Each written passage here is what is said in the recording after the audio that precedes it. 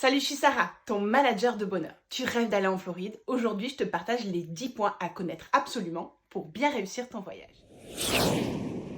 Je suis vraiment contente de faire cette vidéo pour te partager les points qui m'ont vraiment marqué lors de mon voyage en Floride. Et surtout, pour te dire comment je fais pour continuer de voyager malgré la crise sanitaire et les frontières fermées. Alors bienvenue à toi qui aime voyager, bienvenue à toi qui rêve de voyager. Ici, je te parle de ma passion, le voyage simplement. Et ceci malgré le confinement. Alors aujourd'hui, c'est destination Floride, l'État américain où la seule ressource gratuite est le soleil.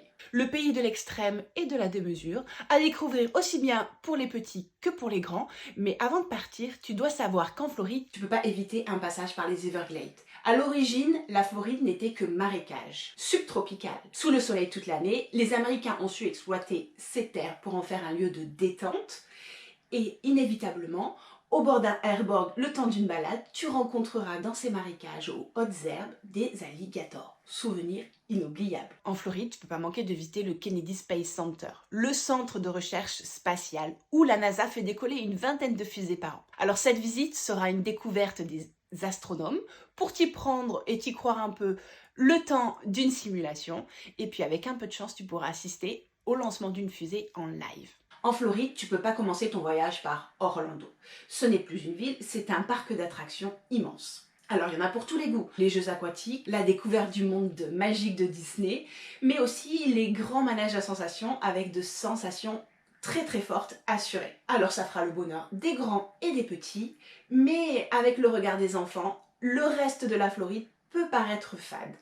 Alors, mets Orlando en dernier sur ta liste de ton itinéraire. En Floride, tu peux pas éviter les malls, surtout avec une fashion victime dans la famille. Passer à côté des outlets, c'est quelque chose d'impossible. Ces fameux grands centres commerciaux qui s'apparentent à des villages où on te distribue un plan détaillé comme dans les parcs d'attractions.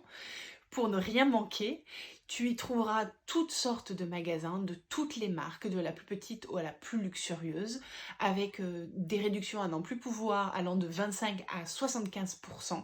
Le vrai bonheur des adeptes du shopping, mais le shopping à l'américaine, et ta carte bleue va chauffer, c'est sûr, et puis ça va durer toute la journée.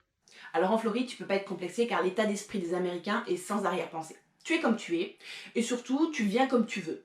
Alors ça donne des rencontres assez insolites avec des personnes excentriques jusqu'à la personne la plus sexy, voire limite quand même. Aussi bien en ville, mais surtout dans les cases où la liberté décomplexée est omniprésente et insouciante, bien souvent arrosée par le rhum de la Havane, j'avoue. En Floride, tu peux pas être stressé au volant. Conduire aux US est un vrai plaisir. Une fois que tu as compris les différences de pratiques comme le positionnement des feux de la circulation, eh bien, tu pourras conduire de manière à l'aise, en plus sur des routes extra larges avec un nombre de voies d'un autre monde. Et puis alors quand tu arrives à un croisement, tu vas être vite dérouté par la courtoisie des gens. C'est à celui qui laissera passer l'autre plutôt que de lui passer devant.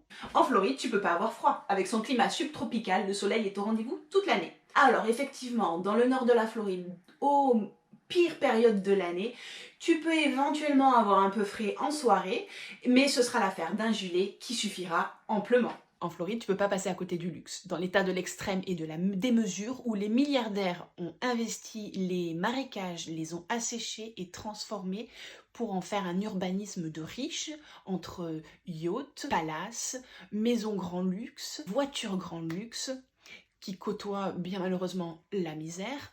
Ces aventuriers de la richesse ont investi les lieux de la Floride où la seule ressource gratuite est le soleil pour en faire le Sunshine State.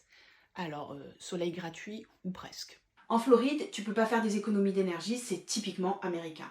La climatisation est à fond, à surfond, si je peux dire comme ça, au point que quand tu rentres dans les établissements climatisés, tu as besoin de ta petite laine, comme je te l'évoquais lors de mon top 10 de New York. Mais alors, à Miami, c'est le summum du summum, parce qu'ils mettent des ventilateurs dans les rues. Alors, c'est pas le petit ventilateur que tu as dans ton salon, non, c'est le méga maxi ultra géant ventilateur dans la rue. Alors, notre planète est loin de s'en sortir avec eux. En Floride, tu peux pas avoir la phobie de l'eau. Entre les marécages des Everglades, les plages surdimensionnées tout le long de la côte et l'Overseas Highway où en voiture tu survoleras l'océan Atlantique pour te diriger vers les Cays, à un moment donné, c'est inévitable, tu mettras un pied dans l'eau, soit pour te rafraîchir, soit pour t'amuser dans les parcs, soit pour aller découvrir les fonds marins. Alors, peux-tu vraiment voyager sans connaître le pays où tu vas? Ne reste surtout pas limité par la crise sanitaire qui nous bloque encore beaucoup de frontières pour aller découvrir le monde. Sans prévoir de t'évader et de découvrir ma méthode de voyage même confinée, avec mes billets destination la Floride depuis chez toi, qui te permettront de t'évader, mais aussi de découvrir une destination que tu vas pouvoir préparer malgré tout. Alors dis-moi en commentaire ce qui te bloque pour faire ce voyage. Je me ferai un plaisir de te solutionner tous tes blocages.